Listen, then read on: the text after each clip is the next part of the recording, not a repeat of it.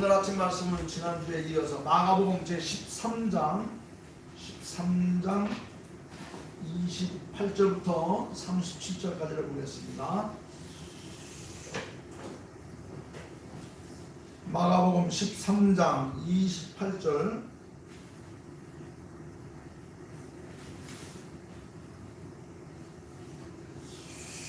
마가복음 13장 28절 말씀은 세상 되어가는 상황을 보아서 때를 기다리고 준비하라 하는 말씀이에요. 우리가 세상을 살아가는 동안 우리가 지금 살고 있는 이 시간은 언제쯤인가를 하나님께서 이 자연 만물을 통해서 보여주고 있다 그것입니다. 28절 무화과 나무의 비유를 배우라. 그 가지가 연하여지고 잎사귀를 내면 여름이 가까운 줄 아나니 이와 같이 너희가 너희 일어나는 곳은 인자가 공간에 내가 진실로 너희에게 말하노니 이 세대가 지나가기 전에 이 일이 다 일어나리라. 천지는 없어지겠으나 그러나 그 날과 그때는 아무도 모르나니 하늘에 있는 천사들도 아들도 모르고 아버지만 아시느니라. 주의 알아 있으라 가령 사람이 집을 떠나 타국으로 갈 때에 그 종에게 권한을 주어 각각 사물을 맡기며 문지기에게 깨어 있으라 명함과 같으니 그러므로 깨어 있으라 집 주인이 들고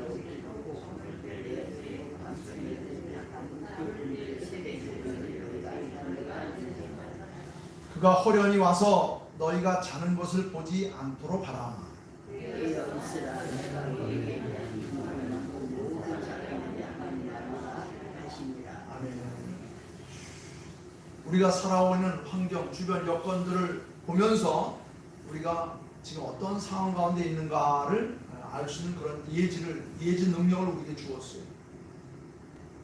지금 그 어느 때보다도 우리는 태평성대 가운데 하나님 앞에 예배드리고 있죠. 우리가 예배드리는데 우리를 방해하는 것이 뭐가 있습니까? 아무것도 없어요.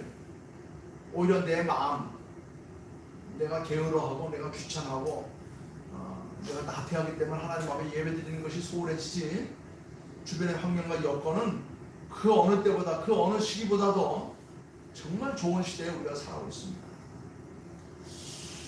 지난 11월 우리가 추수감사주의를 통해서 지난 1년 동안 하나님께서 베푸신 은혜에 감사하며 또 밝아오는 새해에 하나님께서 주실 것을 우리가 얘기하면서 하나님 앞에 감사의 달을 보냈습니다.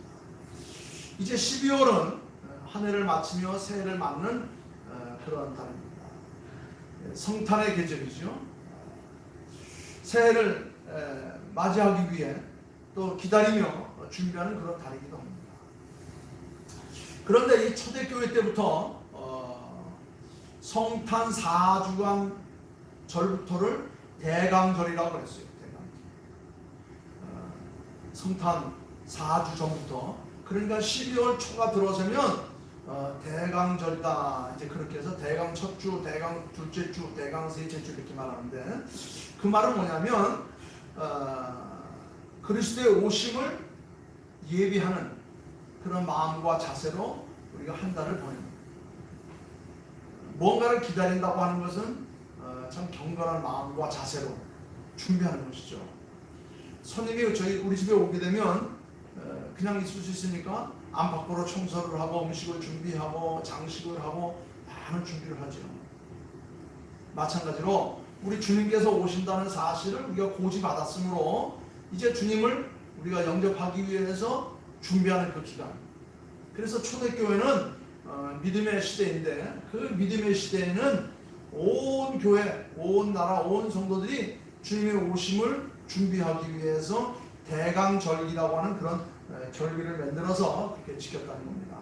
그 대강절을 지키는 의미는, 첫째는 이미 오신 예수 그리스도를 기뻐하는 마음으로 회상하면서 감사하는 그런 의미가 있고, 또 한 가지는 장차 다시 오실 예수님을 대망하는 그런 절기, 그런 절기를 가지고 있습니다. 이러한 그리스도의 오심을, 다시 말하면 초림을 기뻐하며 다시 오심을 준비하기 위해서 하나님의 백성들은 어떠한 삶을 살아야 되는가? 오늘 본문에 계속 반복되고 있는 단어가 하나 있어요. 성경을 미리 읽고 오신 분들은 아마 아실 겁니다. 무슨 단어일까요? 깨어있으라. 그런 말이죠. 초림의 주님을 영광 가운데 맞이한 우리는 기뻐하고 다시 오실 주님을 기다리기 위해서 하나님의 백성들은 어떻게 되느냐? 깨어있어야 됩니다. 그래서 오늘 본문 특별히 32절부터 37절 말씀을 보게 되면 한 번도 아니고 자그마치 4번이나 반복해서 말하고 있어요. 깨어있으라, 깨어있으라, 깨어있으라.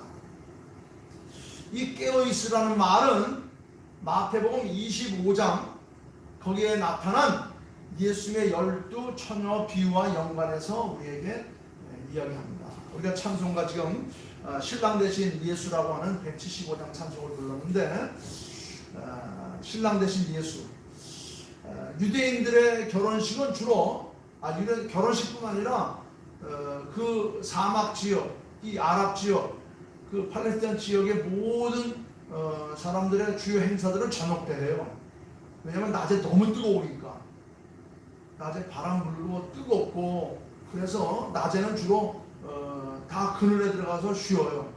낮잠 자고 딴 일하고 쉬고 해가 넘어가면 그때부터 모든 행사를 합니다. 이번에 우리가 그 세계 축구 대회 하고 있지 않습니까? 월드컵 다 저녁에 하죠. 해가 넘어가면 심지어는 한밤중에 불 켜놓고 운동하지 않습니까? 마찬가지로 유대인들은 결혼식을 한밤중에 거행을 합니다. 낮에는 너무 뜨거워서 또 움직이면 또 열량이 너무 높기 때문에 그래서 해가 진 다음에 서늘할 때 주로 밤중에 신랑이 신부의 집에 오면서부터 이 결혼식이 시작이 됩니다. 우리나라도 어렸을 때는 하늘에 별이 많았는데 지금은 하늘에 별 보기가 쉽지 않죠. 너무 밝아서. 몽골이나 아니면 이 사막 지역 이런 데 가면 해만 넘어가면 하늘에 별들이 얼마나 많이 휘황찬란하게 보입니다. 그 달빛에 별빛에 주로 그런 행사들을 많이 해요. 예수님께서 유대인의 결혼 풍속을 순속하시면서 한밤중에 잔치를 베푸니까 한밤중에는 불을 밝히기 위해서는 무엇보다도 등이 필요하다. 그러니까는 신랑을 맞기 위해서는 등불을 준비하고 있어야 된다. 등불을 준비하기 위해서는 어떻게 되냐? 깨어 있어야 된다. 이제 이런 비유로 마태복음 25장에서 설명하셨죠. 그런데 신랑이 아마 제 시간에 못 맞추고 좀 늦게 왔던 모양입니다. 신랑을 기다리고 있던 이 신부들이 신랑을 맞기 위해서 밤을 새우면서 준비하다가 그만 너무 늦어지니까 언제 올지 예측을 못하니까 그만 꼬박꼬박 졸게 되었어요. 그런데 갑자기 신랑이 문 밖에 당도해서 문을 열고 들어온다는 소식이 전해졌습니다. 열처녀들은 황급히 일어나서 등장불을 켜고 문 밖으로 나가려 했지만 그런데 10명 가운데 5명은 기름이 준비되어서 등불을 켜고 신랑을 맞이할 준비가 되었지만 나머지 5명은 미처 준비하지 못해서 불을 피우지 못해 결국 신랑을 영접할 수 없었다. 그래서 결혼식에 참석할 수 없었다 하는 이런 이야기를 마태복음 25장에서 예수님께서 비유로 말씀하십니다.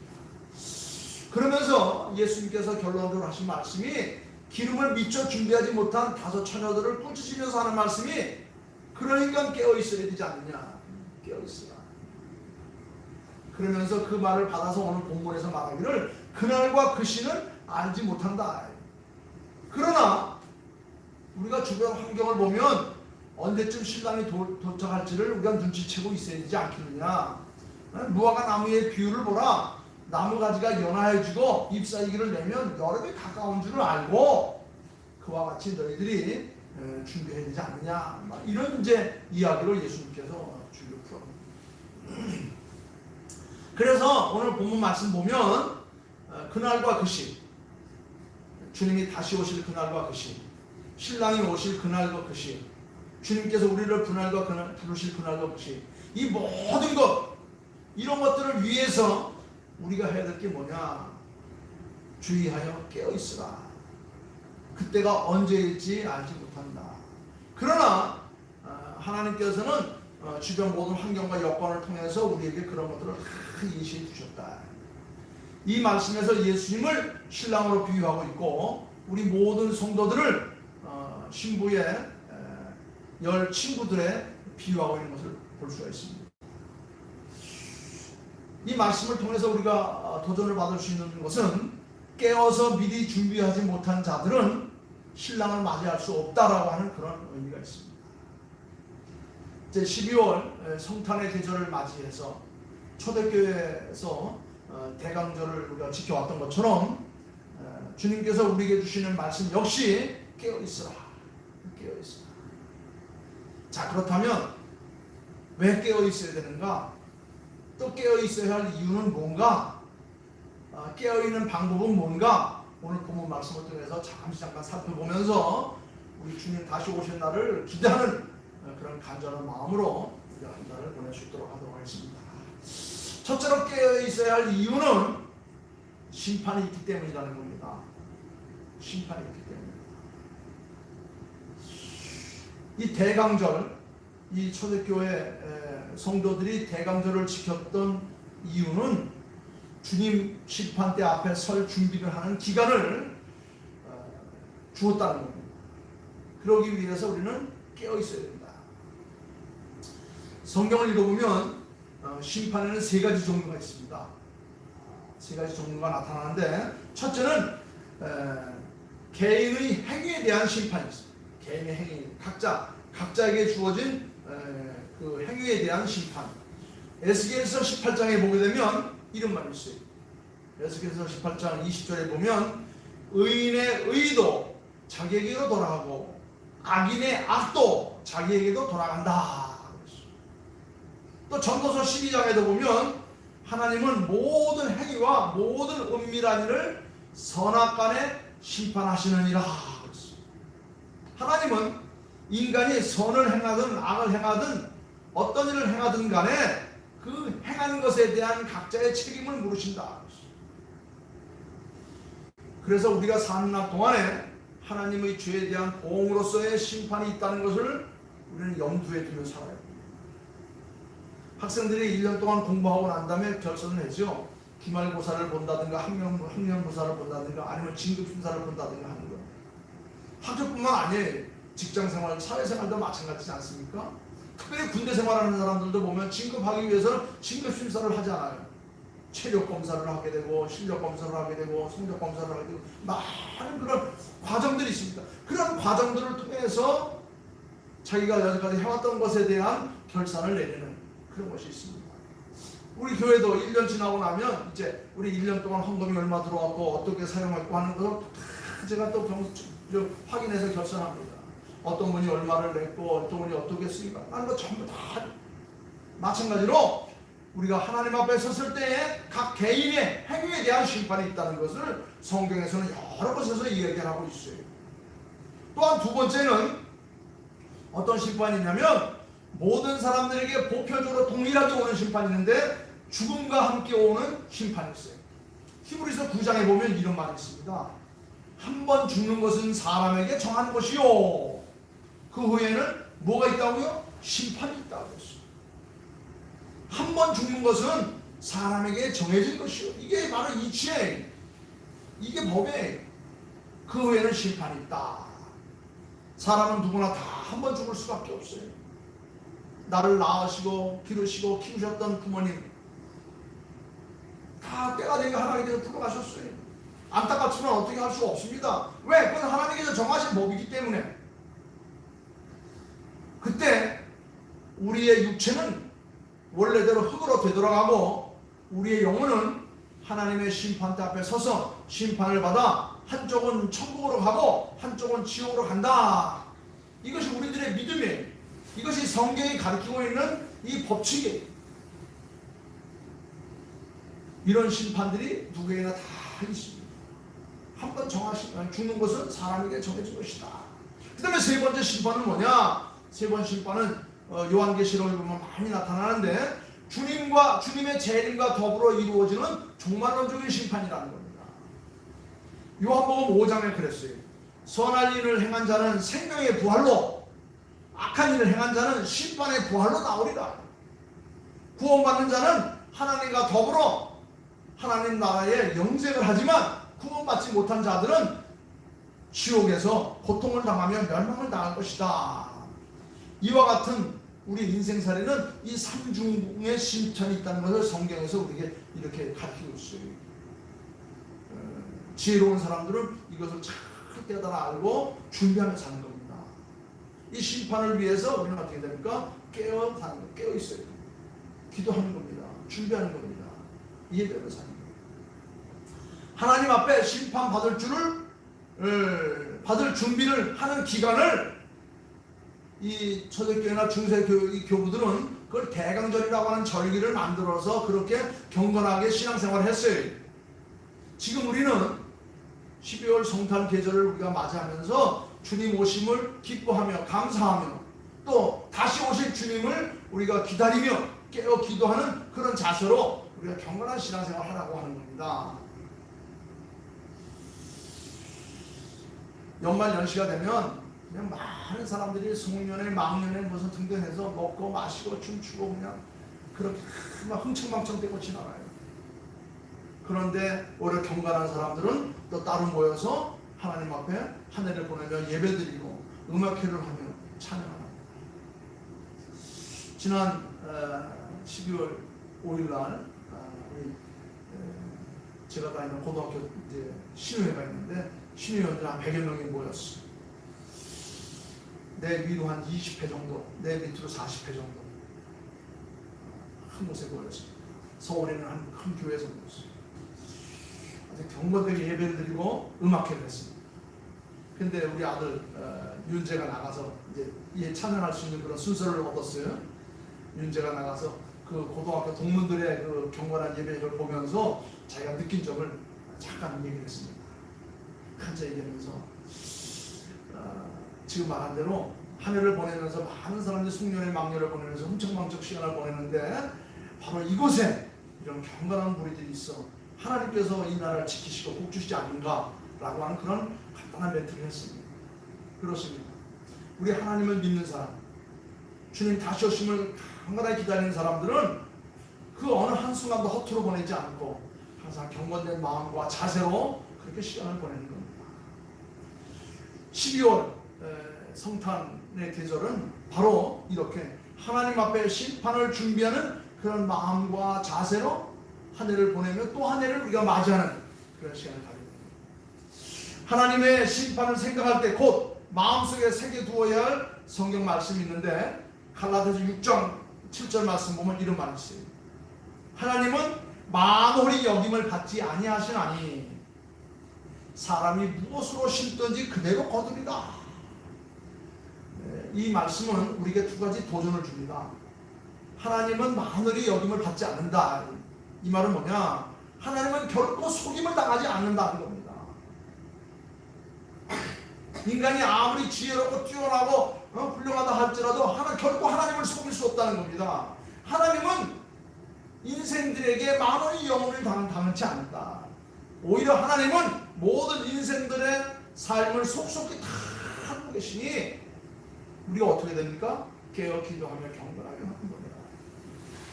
하나님은 우리의 일거수일투족을 다 복주시는 하나님입니다. 제가 종종 그런 생각이 들어요. 우리 대한민국이 이렇게 급발전을 하면서 세계 열강들 가운데 복을 받게 된 이유가 뭐 있는가? 캄캄한 밤에 우리 휴전선 이렇게 지나가면요, 민동산에 대하면 큼큼한데 곳곳마다 골짜기마다 빨간 십자가들이 펴져 있어요. 군 부대마다 모든 막사들은 다 잠들어 있는데 그 교회의 십자가들이 불들이 쫙 켜져 있다고. 155월 240개 휴전선을 중심으로 그 이남에 그냥 불들이 켜져 있습니다. 여러분들 가끔가다 유인공위성에서 우리 한반도 사진을 찍은 걸 보면 남쪽은 환한데 북쪽은 캄캄하고 그 북쪽은 불 켜진 걸 볼 수가 있었습니다. 저 위에서 내려다보시는 하나님께서 밑을 보니까 이 한반도 남쪽에는 캄캄한 밤하늘에 빨간 십자가들이 불을 켜고서 하나님을 찬양하고 있는 이런 모습들, 위에 계신 하나님께서 보실 때에 어디를 보고 주시겠어요? 하나님께서 하나님을 찬양하고 하나님 앞에 감사하고 하나님을 향하는 그 백성들에게 복 주시지 않겠는가, 그런 생각이 듭니다. 오늘 이 말씀 보면 하나님은 결코 만월의 영임을 받지 않는다. 하나님은 인생들에게 속임을 당하지 않는다. 오히려 하나님은 우리의 삶을 속속히 다 들여다보시면서 누구를 복줄 것인가, 누구를 혼낼 것인가, 누구를 지켜주실 것인가, 누구를 내칠 것인가, 다 하나님께서 알고 계시다는 겁니다. 또 하나는 뭡니까? 하나님은 만월의 여김을 받지 아니하시나니 사람이 무엇으로 심든지 그대로 거둔다. 여기 보면 인생은 심은 대로 거둔다는 겁니다. 무엇을 심느냐에 따라서 추수하고 그 추수를 가지고 하나님 앞에 심판을 받게 된다고 하는 거예요. 우리가 지난 1년 동안 땀 흘리고 노력하고 수고해서 풍성한 수확으로 추수감사를 우리가 지냈습니다. 우리가 열심히 일하고 수고한 대가로 우리가 따뜻하게 겨울을 보낼 수가 있는 거예요. 그래서 우리는 특별히 이 12월을 맞이해서 한 해 동안 무엇을 심고 살아왔는가를 생각하면서 무엇을 한 해의 열매로 거두어서 하나님 심판대 앞에 내놓을 것인가를 우리가 점검하는 그런 날이기도 합니다. 올 한 해의 농사를 통해서 내년 한 해를 기대해 볼 수 있는 거예요. 게으름을 심고 성공을 거둘 수 없지요. 욕심을 심고 존경을 거둘 수 없습니다. 미움을 심고 사랑을 거둘 수 없는 것입니다. 폭력을 심고 평화를 거둘 수 없는 것입니다. 거짓을 심고 신뢰를 심을 수 없는 것입니다. 앙을 심고 선을 거둘 수 없는 거예요. 그러나 성경 우리에게 말씀하시기를 믿음을 심는 곳에는 영생을 거두게 될 것이고 희생을 심는 곳에는 하나님 나라를 거둘 것이고 긍휼을 심는 곳에는 사랑을 얻을 것이고 인내를 심는 곳은 소망을 거두고 온유를 심는 곳에는 화평을 거둘 수 있다고 말합니다. 사랑하는 성도 여러분, 주님이 오심을 기다리는 이 12월, 이 성탄의 계절, 소위 말하는 이 대강절, 특별히 한 해의 마지막인 이 12월을 맞이해서 우리가 하나님 심판대 앞에 설 때 내 모습을 우리가 점검하면서 살아가야 될 그런 날. 어떻게 됩니까? 깨어있으리. 오늘 본 말씀 보니까 여기 계속 반복하고 있습니다. 주의하라, 깨어있으라. 그때가 언제인지 알지 못하느니라. 깨어있으라, 깨어있으라, 깨어있으라. 그 다음에 깨어있어야 할 이유가 뭐냐? 예수님께서 말씀하십니다. 나와 함께 깨어있으라고 예수님께서 우리에게 간곡히 부탁하셨어요. 마태복음 26장을 보게 되면 예수님께서 최후의 만찬을 베푸신 후에 제자들과 함께 겟세마네 동산에 올라가셔서 무릎 꿇고 기도하시면서 제자들에게 오셔서 말하기를 깨어있으라, 깨어있으라. 베드로, 요한, 야고보 세 제자를 데리고 동산에 올라가셔서 기도하셨습니다. 십자가의 죽음을 앞둔 이 심각한 순간입니다. 우리가 살아가는 동안 그런 심각한 순간들이 우리 앞에 늘 반복해서 오고 있어요. 그런데 편하게 잠잘 수 있습니까? 편하게 딴짓할 수 있습니까? 그럴 수 없죠. 심혈을 기울여서 우리는 기도해야 됩니다. 기도하는 건 뭡니까? 하나님의 능력을 우리의 삶 속에 끌어들이는 거예요. 하나님을 우리 편으로 만들기 위해서 우리 하나님 앞에 간구하는 겁니다. 우리가 6.25 사변이 일어났을 때 그냥 3일 만에 서울 수도가 다 완전히 함락되었어요. 한강이 폭파되고. 그래서 우리는 막 나우성을 쳤지요. 그랬더니 그냥 유엔에서 특별 회의를 열리고 미국을 비롯한 16개국과 세계 많은 열방들이 대한민국이 어디에 있는지도 몰랐던 그런 나라 젊은이들이 찾아와서 우리를 위해서 도와줘서 낙동강까지 밀렸던 우리가 다시 회복해서 우리가 지금 이렇게 잘 살고 있지 않은 겁니까? 그렇습니다. 우리는 날마다 위기와 어려운 가운데 파였을 때 외치는 거예요. 심혈을 기울여서 깨어 기도하는 겁니다. 그러면 하나님께서 화급하게 우리를 다시도 회복시키는 겁니다. 누가복음의 말씀을 보게 되면 예수님께서 기도하실 때 얼마나 참 힘들게 기도하셨던지 심혈을 기울여서 기도하셨던지 땀방울이 핏방울이 됐다고 했어요. 피와 땀을 얽혀서 흘렸다고 이렇게 성경은 표현하고 있습니다.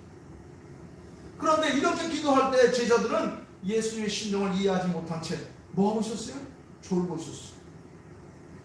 그래서 예수님께서 찾아오셔서 졸고 있는 제자들을 깨우시면서 한 말씀이 너희는 여기 머물러 나와 함께 깨어있으라. 나와 함께 깨어있으라. 반복해서 말씀하고 있지 않습니까? 이 말은 그건 무슨 말이냐? 깨어있어. 그리고 나와 함께 있자. 지금은 잘 때가 아니고 깨어있어야 할 때다. 지금은 떨어져 있을 때가 아니고 함께 있어야 할 때다. 환난과 위기를 만났을 때 어떻게 되죠? 함께 있어야 되죠.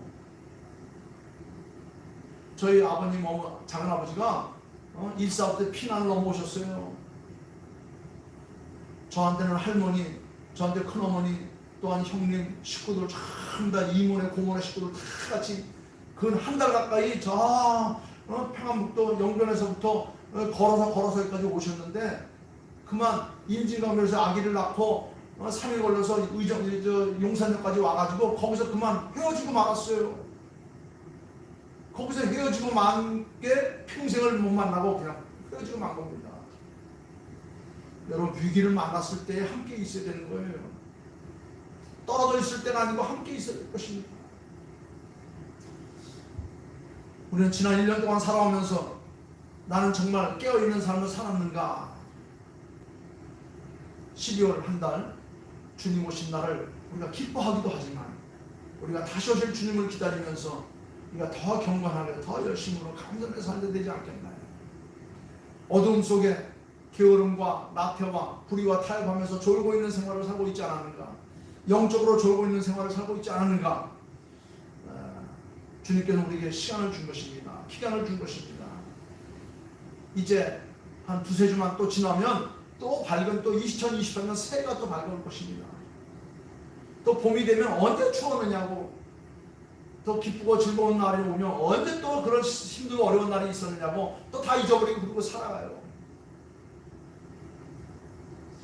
사랑하는 성도 여러분, 우리 주님 다시 오실 날을 기다리며 오신 성탄을 기뻐하며 감사하며 또 깨어 기도하는 그런 성도들이 다 되길 것입니다.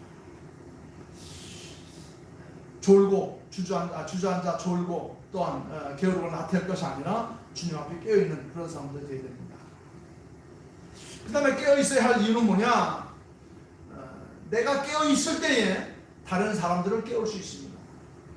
내가 깨어있어야 내 자녀들을 깨울 수 있고 내 남편을 깨울 수 있고 내 이웃들을 깨울 수 있습니다. 시편 57편에 아주 멋진 말이 있어요. 하나님이여 내 마음이 확정하였고 내 마음이 확정되었사오니 내가 노래하고 내가 찬송하리로다. 내 영광아 깰지어다. 비파야 수금아 깰지어다. 내가 새벽을 깨우리로다. 내 영혼이 깨어있을 때에 다른 사람의 영혼을 깨울 수 있고 내가 깨어있어야 이 시대를 깨울 수 있고 이 가난을 물리칠 수 있고 이 고난을 극복할 수 있고 이 힘들고 어려운 상황을 우리가 이겨낼 수 있다는 겁니다. 파수꾼은 밤새도록 총칼을 들고 성문을 지키고 있습니다. 그 파수꾼이 졸고 있거나 잠들면 그 성은 완전히 다 함락되고 마는 겁니다. 내가 깨어있어야 내 가정을 지킬 수 있고 내가 깨어있어야 우리 교회를 지킬 수 있고 내가 깨어있어야 내 직장을 지킬 수 있고 내가 깨어있어야 나라를 지키고 내가 깨어있어야 이 시대를 지킬 수 있는 거예요. 그래서 말하기를 하나님이여 내 마음은 확정되었습니다. 내 마음은 확정되었습니다. 내 영광아 깨어날지어다. 비파야 수금아 깨어날지어다. 내가 새벽을 깨우리로다. 우리 예수 믿는 사람들은 언제나 그리스도의 오심을 맞기 위해서 내 자신의 깨어남과 동시에 이 깨어난 내 자신이 다른 사람들의 영혼을 깨울 수 있는 새벽을 열 수 있는 시대를 열 수 있는 그런 선각자들이 되게 되는 거예요. 새벽을 깨운다는 말은 어둠을 물리치고 빛을 이루게 한다는 겁니다. 복음이 들어가는 곳에 어둠이 다 물러갔어요. 복음은 어떻게 들어갑니까? 사람이 들고 들어가야죠. 일찍 일어난 믿음의 사람들이 그 복음을 들고 들어가서 그 어둠을 물리쳤습니다. 영국의 위대한 역사학자였던 아놀드 톨이라는 사람이 역사 연구라고 하는 책을 썼는데, 거기에 보게 되면 역사 문명의 흥망성쇠는 세계 문명을 21개권으로 나누는데 11개의 문명은 어떤 외부적인 요소에 의해서 망한 것이 아니고 내부의 원인에 의해서 망했다고 말합니다. 다시 말하면 21개의 문화권 가운데 19개의 문화는 외부에서 침략해서 망한 게 아니고 자체 내에서 내부적으로 부패하고 타락하여서 도덕적으로 붕괴해서 그 사회가 붕괴되고 거기에 외부의 침략이 옴으로 말미암아 그 붕괴된 사회가 완전히 폭삭 주저앉았다, 사라졌다, 없어졌다, 그렇게 명분을 했습니다. 그 대표적인 예를 로마 제국을 들었어요. 로마는 고대 세계에서 가장 잘 정비된 나라였어요. 법과 제도와 질서를 잘 갖추었던, 거기에다 막강한 군사력을 가지고 있었던, 그 누구도 로마를 대항할 수 있는 나라가 없었습니다. 그럼에도 불구하고 로마는 무질서하고 야만적인 게르만족에 의해서 한순간에 무너지고 말았어요. 왜 그랬습니까? 로마 제국 말기에 풍요에 의해서, 게으름과 나태에 의해서 도덕적으로 부패하고 타락하고 향락을 즐기고 윤리성이 동소드립째 망가진 그 사회에 썩을 대로 썩어진 사회가 되고 말았어요. 이럴 때에 저 북쪽에 게르만족이 침략에 들어오자 아주 무기력하게 그만 주저앉고 설사에 사라지고 만 겁니다. 여러분, 한 민족이나 한 국가의 강함은 경제나 군사력이나 자원에 있는 게 아니에요. 정신력에 있는 겁니다. 정신력에 있어요. 경제가 크고 군사력이 강하고 자원이 풍부해도 그것을 잘 관리할 수 있는 정신력이 연약하면 가난은 용치 못해요.